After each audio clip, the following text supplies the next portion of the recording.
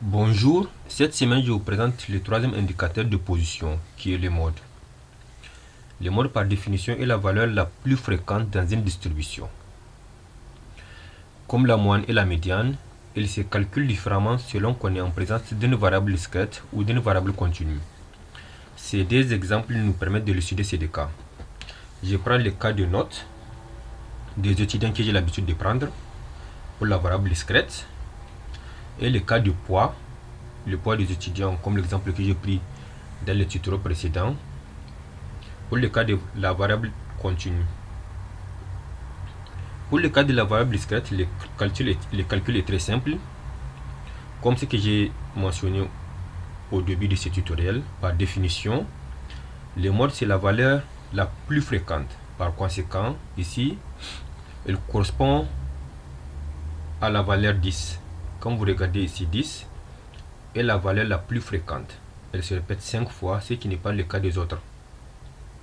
Donc dans ce cas, notre mode M0 en abrégé est égal à 10.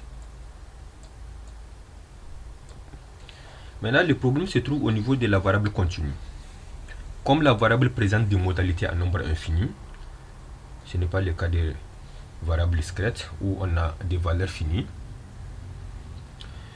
il est peu probable que des individus aient la même valeur.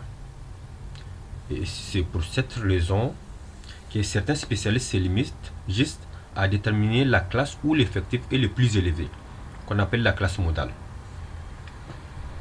Par conséquent, si on s'en tient à ce raisonnement, notre classe modale ici est la classe de 60-80, puisque c'est elle qui présente un effectif plus élevé, qui est de 21 ici. Donc la classe modale dans ce cas est de 60-80.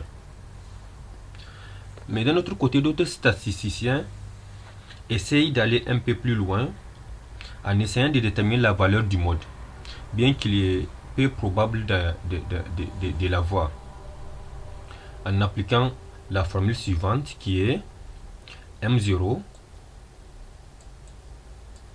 qui est égal à LI, LI qui est la borne inférieure de la classe modale, plus delta 1, delta 1 qui est la différence en densité entre la classe modale et la classe d'avant, c'est-à-dire la classe qui précède la classe modale, divisé par delta 1, la même valeur qui se trouve au numérateur, plus delta 2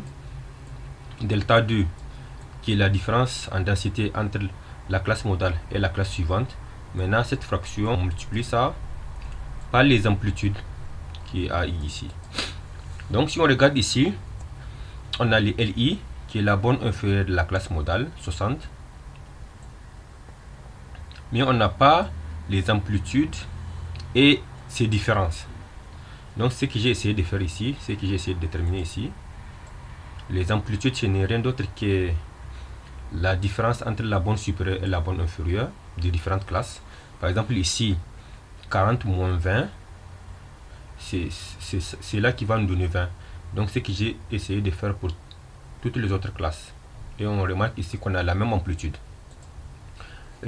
Pour ce qui est des densités, densité c'est la fraction entre les NI, les effectifs et les amplitudes.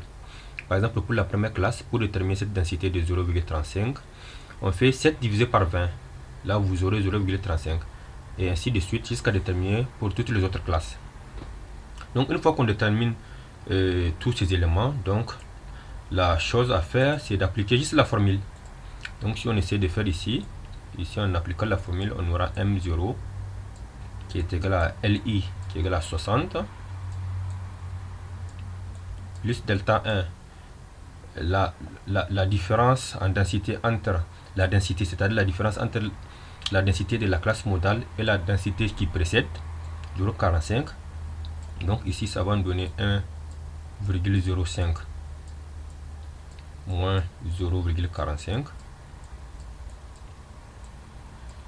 On divise par delta 1 plus delta 1. Donc ici, c'est delta 1, c'est la même valeur.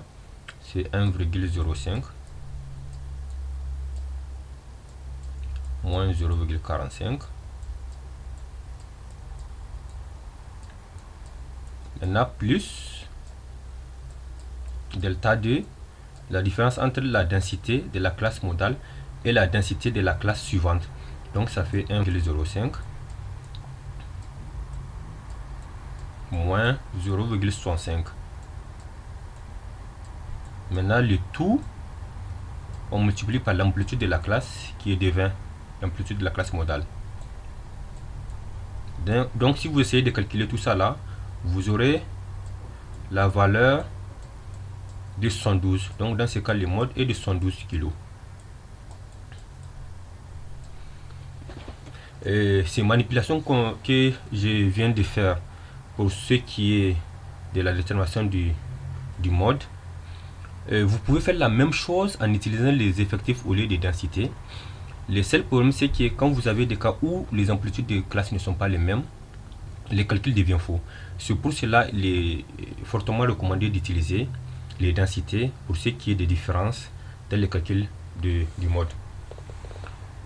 Donc ici, comme interprétation, on peut dire par exemple pour le cas de 72 qu'on vient de déterminer, qu'il y a plus des individus qui ont 72 kg, bien sûr par rapport aux autres kilos.